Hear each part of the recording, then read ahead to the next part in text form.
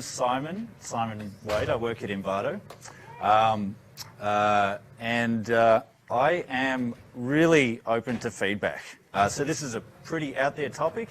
I've done everything I can to kind of try to wrestle this to the ground, but there's probably some way to go yet. So I really welcome your feedback.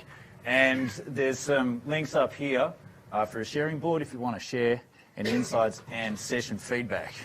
And I would really appreciate feedback. So thank you in advance. All right, so the talk today is about philosophy. Is anyone here into philosophy? Yes. It makes me happy. We got some semi-interest in philosophy. That's great. Who's heard of epistemology here? All right. Less, but still some. This is good. I've been really surprised talking to people about this talk how few people have heard of epistemology, right? Because epistemology to me is really kind of at the center of what we do in software development, creating products, right? So epistemology is the branch of philosophy that deals with knowledge, right? So what is knowable, what is not knowable, how does knowledge work, how does knowledge grow over time, okay? So the talk today is about how that relates to software development. I'm going to start with a question, right? So if you think about all of the things that you know now, is all of that going to be true forever? No.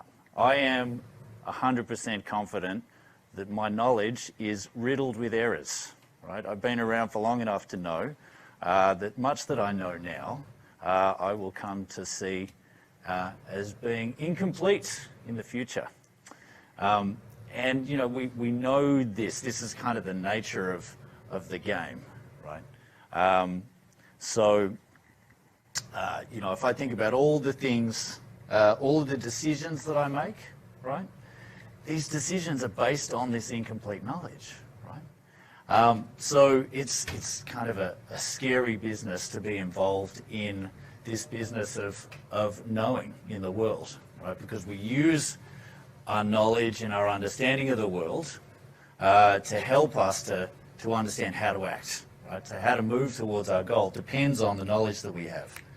And not only is that knowledge is incomplete, but it changes.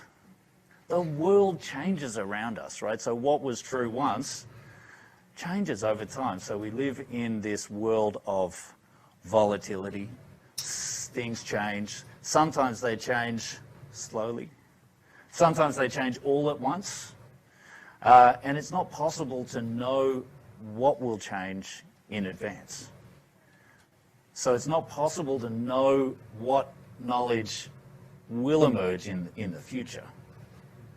Right? So there's this limit to our knowledge of how knowledge will change, right? So if I knew how my knowledge would change in the future, I would already have it, right? By definition, I would already have that knowledge, right? So there is this limit, right? It's like we're in this landscape, right, with a very sharp curve, right? We can only see to this very limited horizon, and some of it's in shadow, right? And on a software team, a lot of what we're doing is problem solving. So there's this, who's here has heard of a problem space, the term the problem space? Okay, so this is a term engineers use a lot of, you know, it's a term that pops up all over the place. And the problem space is the space of all possible solutions to a problem, right? So, for example, we might be able to, getting to work is an example of a problem. There are many ways for me to get to work. I could walk to work, I could catch a train, I could drive a car, I could ride a bike. Right? There are many different solutions to that problem. And so you can think about us inhabiting a space of possible problems. And there's sort of a shape to this space as well. So some solutions are harder to get to. Some solutions you've got to walk a long way to get to them. Some solutions are really near. But all of these different solutions, they have different attributes. right? So one of those solutions might be really far away, but it could be really desirable for any number of reasons. It might cost less money.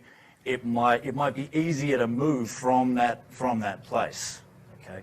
So in a product team, one of the things that we're doing is we're working out how to navigate that problem space in a way that delivers value to our customers and allows us to compete, because we got our competitors are doing the same thing at the same time, right? So the competitors in many ways inhabit the same problem space and are using all of their best efforts to navigate to the optimal positions in this landscape and try to get there before us.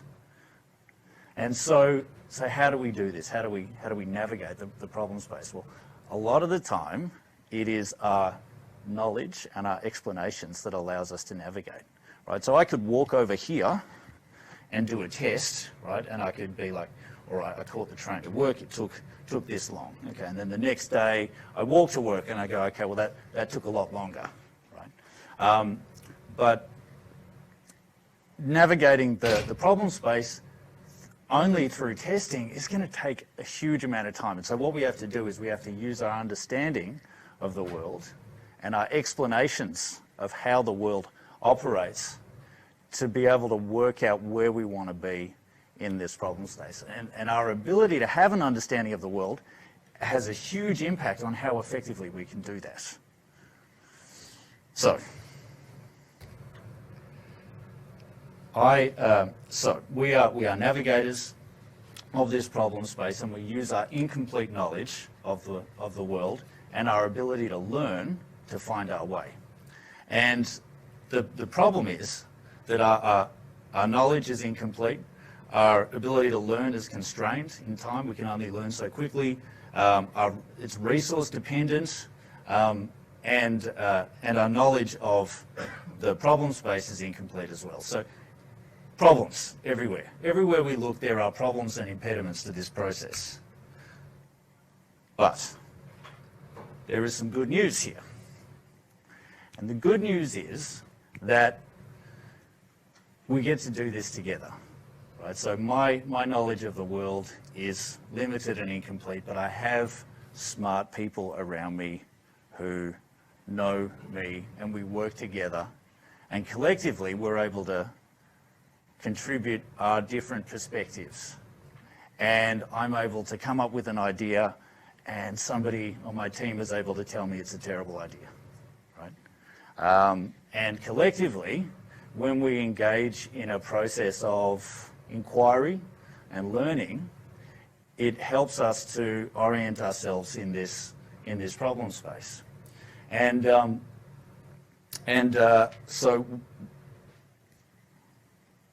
So that's the good news. There is this process whereby we can learn about the world, and we can improve our knowledge. And what I'm talking about today is that people have been looking at this problem for a very long time, and there are some things that they can teach us. All right, so this journey for me I've been interested in this stuff for a long time, but this fellow in particular, David Deutsch, wrote a couple of amazing books on the topic, or on all kinds of stuff. So this book, The Fabric of Reality. So David Deutsch is a physicist, a super smart guy. He and kind of crazy looking as well, which I think, yeah, which you definitely want in a super smart guy, right? He has mostly worked in quantum physics, so he did a lot of work on quantum computing. David Deutsch was actually he wrote the proof that a quantum computer was a Turing complete, that a quantum computer could be Turing complete, which, you know, if you know about the theory of computation, it's a big deal, right? The fact that you can do any computation that can be done on a normal computer can be done on a quantum computer is a really, really big deal. He's not even a computer scientist. This was just a sort of him dabbling on the side. But anyway, he wrote this book, The Fabric of Reality, which I read recently and completely blew my mind. And The Beginning of Infinity is his second book I read a long time ago. And luckily I was on holiday when I read both of these books, because there was quite a bit of napping and sort of brain melting that was involved in reading these.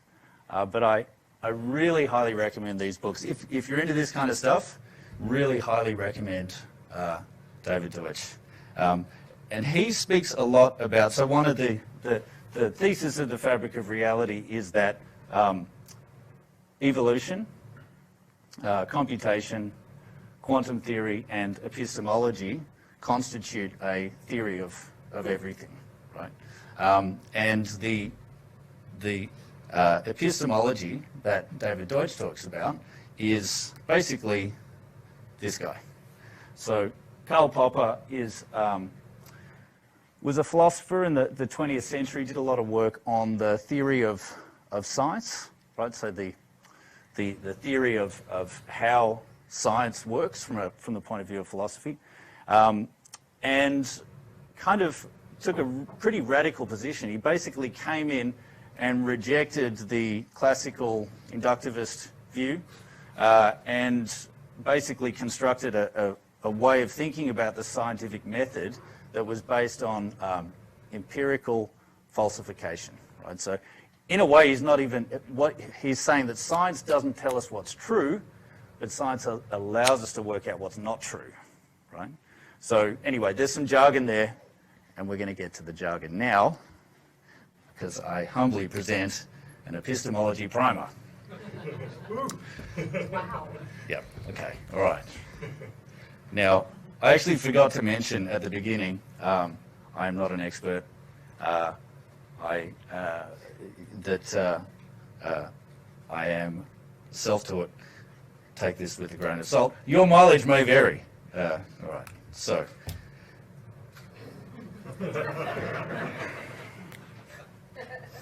So at the center of this is realism. So realism basically goes all the way back to before philosophy. Realism is the idea that there is a real world out there, that we inhabit this real world together, and that the real world that I interact with is the same one that you do. So it's like really, really basic stuff, right? There is a real world, and that we can come to know this real world by interacting with it, by thinking about it, right?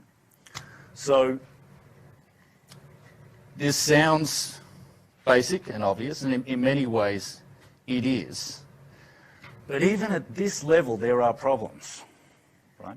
So Descartes, for example, a famous French philosopher, started out with this problem of like, how do I know that there is a real world out there? And so he spoke about what's come to be thought of now as the brain in a vat problem. How do I know that I'm not a brain in a vat that's been hooked up to wires? Might be known as the Matrix problem now, you know, to people who are familiar with that film. How do I know that I'm not in a simulation? How do I know that all of you are not a figment of my imagination? Right? So this is a I knew it.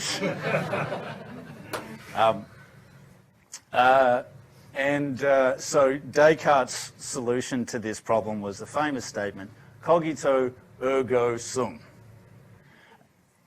Who knows what the translation is? I think, therefore I am. So the insight there is that even if everything is a simulation and the real world bears no resemblance to the world that I inhabit, the one thing that I can know for sure is that I am thinking. That is the one thing that can be conclusively known and proven. The only problem is I can only prove it for myself. It's not possible for anyone else to prove that that statement is true for them. Okay, so even at the beginning of all of this, the most basic assertion that you can make about reality and truth has some fairly serious flaws. Around the time, another very early idea is the idea that we can have knowledge of the world, right? So using our senses, our eyes and our ears, our touch, that we can come to know the world in some way. The problem here, of course, is how do we know that our senses provide accurate information? How do I know that the world as I see it is a true and accurate representation of the world? In fact, we already know that it's not in many ways, right? The senses would tell me that this table is a solid object, but in fact we know that the atoms that constitute the matter of this table are actually mostly empty space. The other thing that we know is it's very likely that we live in some kind of multiverse. It certainly doesn't look like a multiverse, right? So there are problems here. Another thread that went through this as well is rationalism, right? So reason and logic, these are things that we can rely on, right? This is some serious shit. Yeah? Even this one is problematic. So in the 20th century, a guy called Kurt Gödel came along and started thinking about set theory, and made he made the proof that even arithmetic with natural numbers, the set of numbers from 1, 2, 3, 4, you would think that there are axioms that can ground what we know about natural numbers in solid, rational truth. He proved that even that's a problem, right? So there are ways you can construct infinite sets and then do things to the infinite sets that prove that the axioms that you had were no longer true. This went on, this kind of blew everybody's mind, and people started thinking about other things. Turing, the computer scientist, came along and realized that you could apply the same problem to computation as well. So he had the halting problem, which showed that you can't actually know beforehand whether or not a program will stop. There are certain classes of problem. It's not possible to know whether they will stop or not. Oh, yes, and then there are paradoxes here as well. So this statement here, try as I might, I cannot believe this statement. But everyone here can look at it and see that that's a true statement, right? So if I believe this, I contradict myself, whereas everybody here can see that that is a true statement. So there's like logical paradoxes. Even when you try to, you're like, okay, there must be some rational, logical basis that we can understand knowledge. Even that slips through your fingers. What else was I? So, yeah, okay, so I spoke about Gödel. Inductionism, okay, so this was the previous theory of science, that you gather evidence and the truth will emerge from the evidence. Nobody really spoke about how that happens, or, where does the truth come from, but this was a popular idea. And then basically, so all of these approaches are trying to understand the idea, trying to understand how knowledge is justified, okay? And we're trying to find a ground that we can stand on, and I'd certainly like to have some ground to stand on here, because this stuff's important, knowing whether the knowledge that I have, the decisions that I make, and that we make collectively as a product team, it's a big deal. I want to be making good decisions here. And so all of this is motivated by this desire for justification. And this goes all the way back to Plato, where there was this question of what is justified true knowledge. So we have knowledge about the world. How do I know what is true?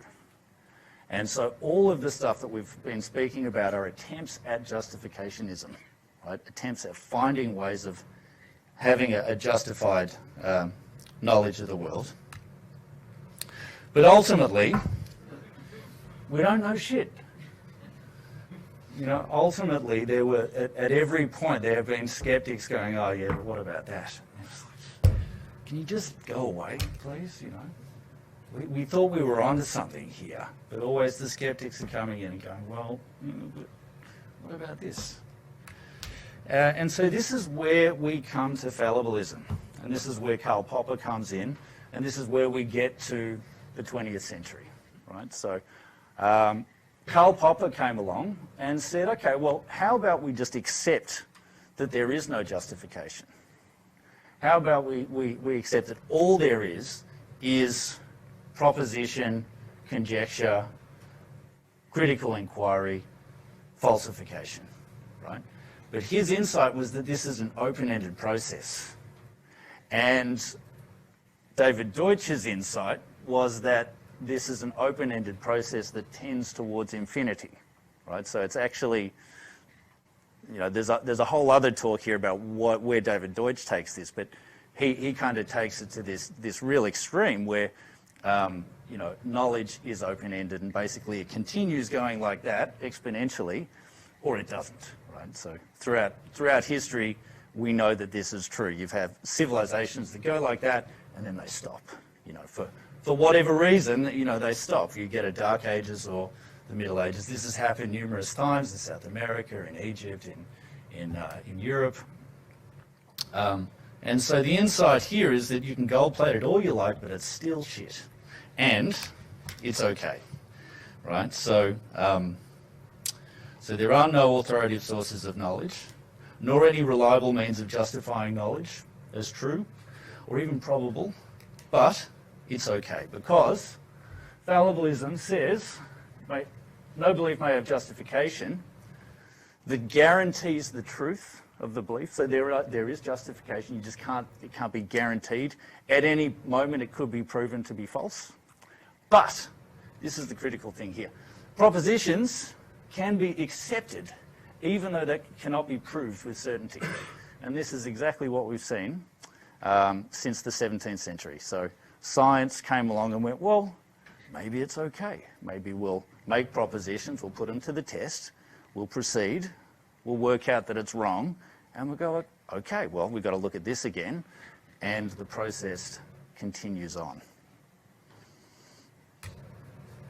So this is what Popper's famous for, right? So he came in and he said, let's get rid of this justificationist account. And let's have this non-justificational philosophy of criticism, right? So he starts to put the idea of critical inquiry at the centre. And this is what we see in science, and this is what we see in product development as well, right? So this process of critical inquiry is at the centre. Okay. You can talk for another hour, we're wrapped. Yeah. Am I nearly out of time? About 5 minutes. Oh, shit. Okay. All right. So, essentially, the insight here is the truth is something that we do. Right? That's the central insight here. Is that truth is not some final state that we arrive at. It's something that we do, and we do it together. We do it. We use this process to navigate the problem space, and when we're doing it well, it becomes embedded in the culture, right? So the culture that we inhabit together may be one that supports this process, or it may be one that's hostile to this process. So if we think about the things that we can do to support this, it's things like humility and open-mindedness, right? So being humble enough to ask for somebody's opinion, being open-minded to the idea that I'm wrong, you know, and demonstrating that to the people around us. We want to have strong opinions, right? So we don't want to tiptoe around. We want to have strong opinions, but we don't want to hold on to them too tightly.